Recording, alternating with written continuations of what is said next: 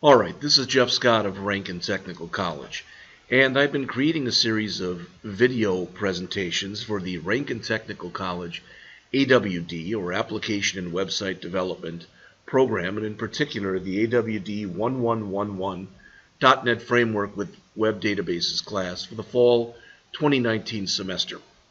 The book we're using for the class is Pro ASP.NET MVC 5, in a press text by Adam Freeman. I have, on this first page here, I've gone through chapters 1 through 12 and 14 through 18. I've got to come back again for chapter 13 later because I've had problems with deployment. But I've also done chapter 19 on controller extensibility, which brings me up and you can see what's left. Views, helper methods, templated helper methods, URL and AJAX helper methods, model binding, model validation, bundles, and web API and SPA or single page application. So, as mentioned, I'm going to start with chapter 20 right now. Excuse me. And as the author says right here, in chapter 17, we saw how action methods can return action result objects. We learned that the most frequently used action result is view result. We've seen views for quite a few chapters, basically every chapter in this book.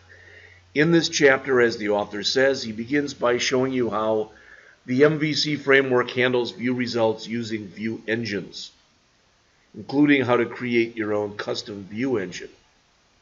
All right. We'll also discuss partial views, child actions, and some razor sections in here. Chapter's not real long compared to some of the other chapters, about 30 pages. So, I'm going to dive into the deep end and create a custom view engine. You do not need to do this for most projects because what gets included by MVC typically will work fine.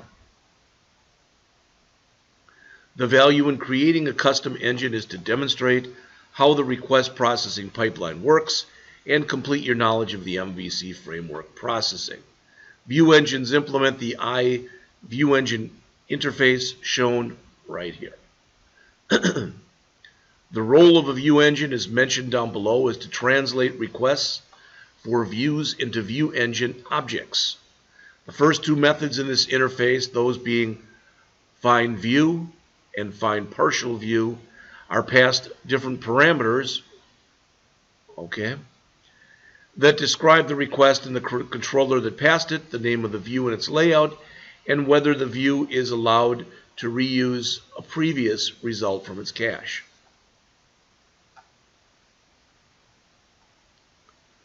The view engine result class, as it says, allows a view engine to respond to the MVC framework. We can express a result using one of two constructors. I'm not going to sit and read this to you. You know the difference between constructors is the fact that they have different parameter lists. Okay?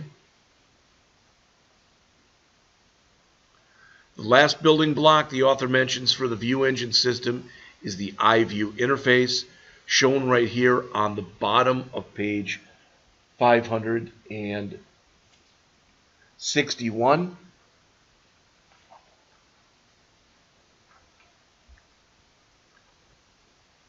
And the author says this view context model that's right here defines properties that give you access to information about the request, etc., and some of this information that's shown right here.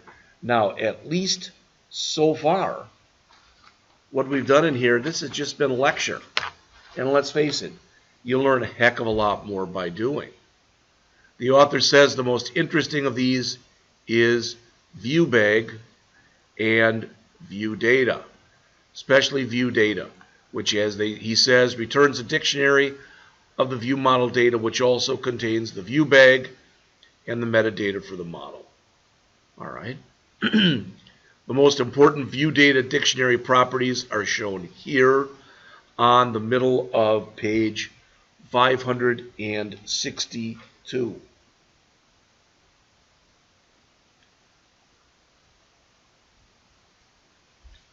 So, it's time. The example project for the chapter is called Views, Empty Template, okay, and the author added a home controller. So let's get started here. We will create a new project called Views. Wow, I might have been putting it in source repos again. Oh, on it. I tried to go back and reset it so it would permanently change. For whatever reason, it doesn't seem to take. All right, this will be Chapter 20. Empty with the MVC folders. Create. And I think they said we're going to start by creating or adding a home controller.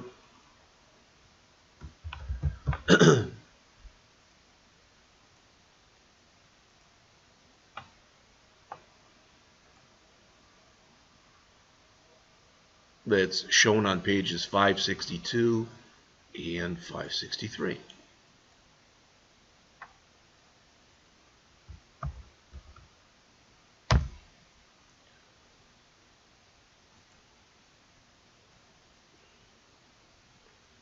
As the author says, we have not created any views for the project because we're going to implement a custom view engine rather than relying on Razor to do the work for us.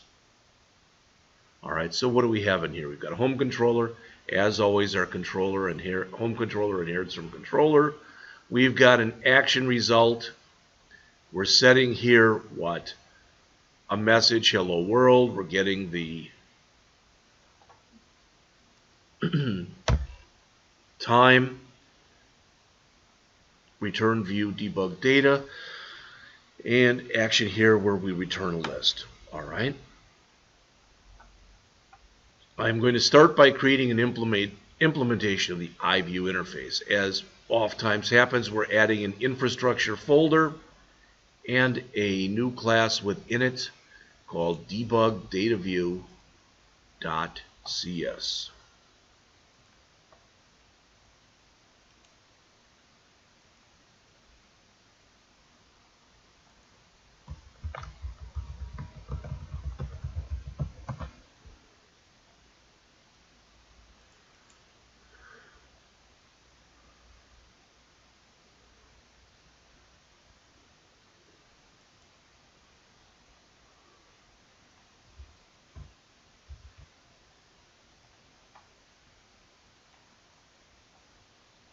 The contents of that class are shown on page 563.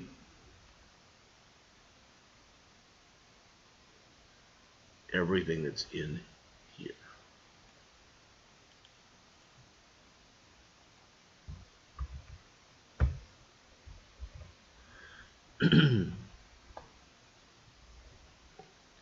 Now, the author says this view demonstrates the use of the first two parameters to the render method. We take values from the view context and write a response to the client using the text writer. First, we write out the routing data information and then the view bag data.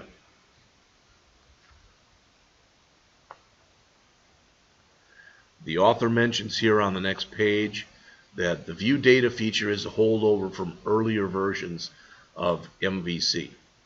View data was less flexible at that time. All right. Remember that the purpose of the view engine is to produce a view engine result object that contains either an iView or a list of places that searched for a suitable view. Now that we have an iView implementation to work with, we can create the view engine. So we're adding a new class file in our infrastructure.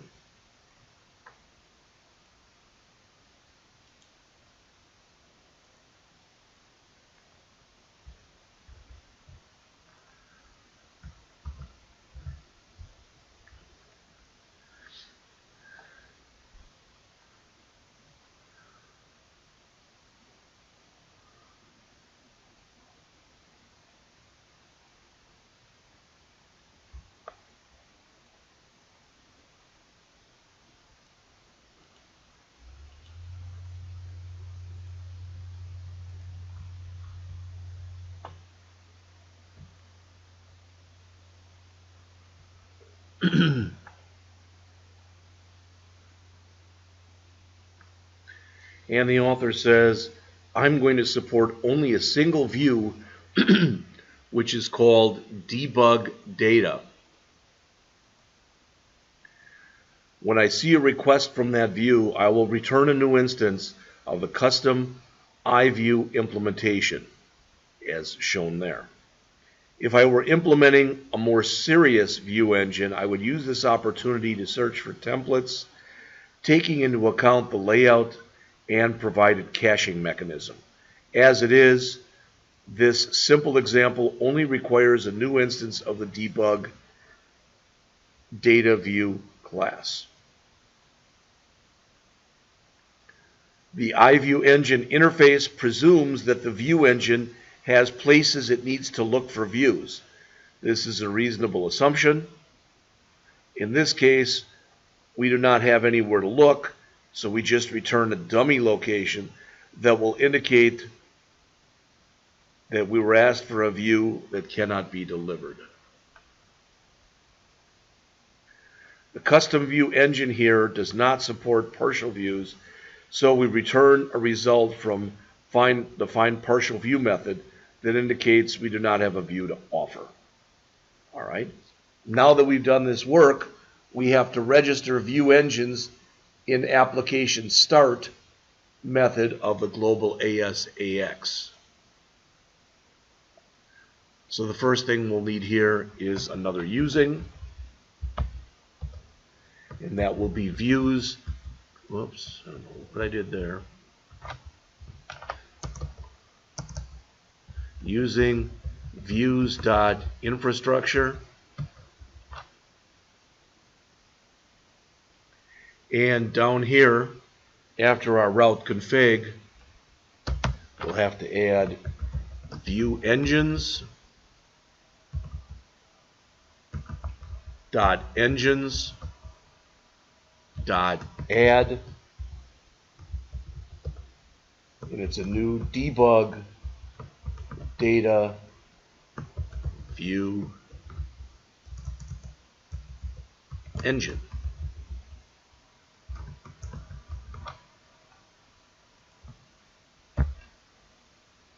All right.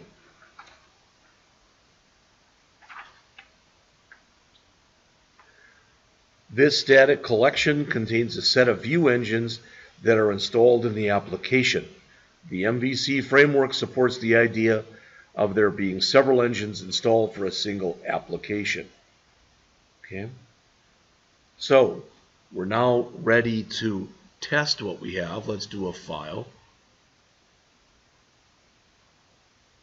Save all.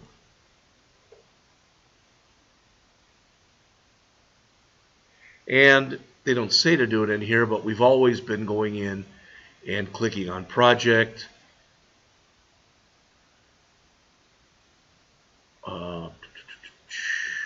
Is it view properties? Web specific page.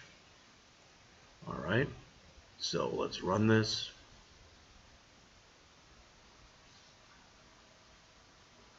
When the application is started, the browser should automatically navigate to the root URL. Oh, I guess it's there, we didn't have to. Which will be mapped to the index. The action method uses the view method to return a view result that specifies the debug data view. And the result here of the find view method being called for a view, I mean, you're able to come in here and see what's going on, all right, what controller you're in, etc., and you're getting the time as well.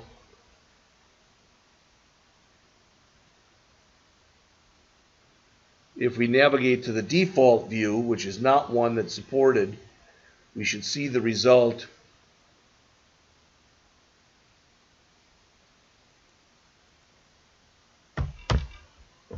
that's shown right here.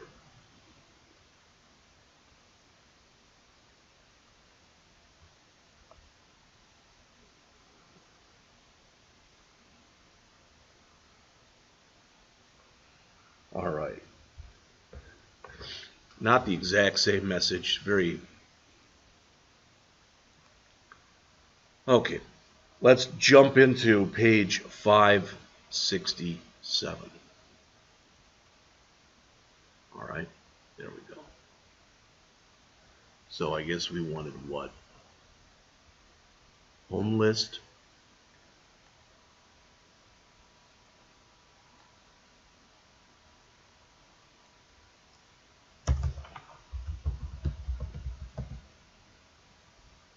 And I'm not even getting the same thing that the author got. Localhost.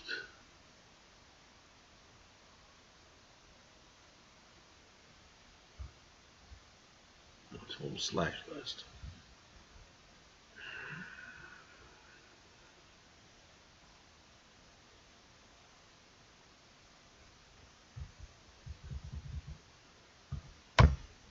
There we go. All right.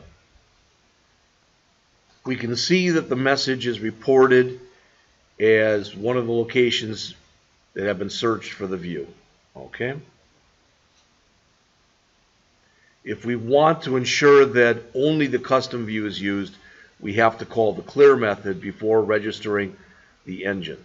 So in the global ASAX file, we can go back into that again, and then we'll be done with this first part of this. So we're right here. But before we do that, we can come in and say view engines dot clear. Now if we restart the application and go to home list, only the custom view engine should be used as is shown on page 568. So let's file, save all, let's run it again.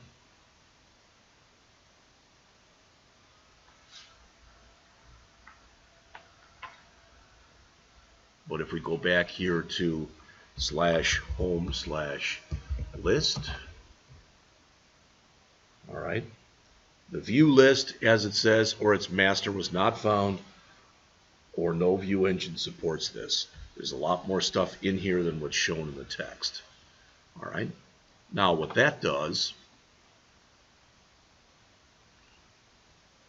is it brings us to right here. Working with the Razor engine. And the author says in the previous section, we were able to create a custom view engine by implementing just 2 interfaces. Well, it's more complex than that.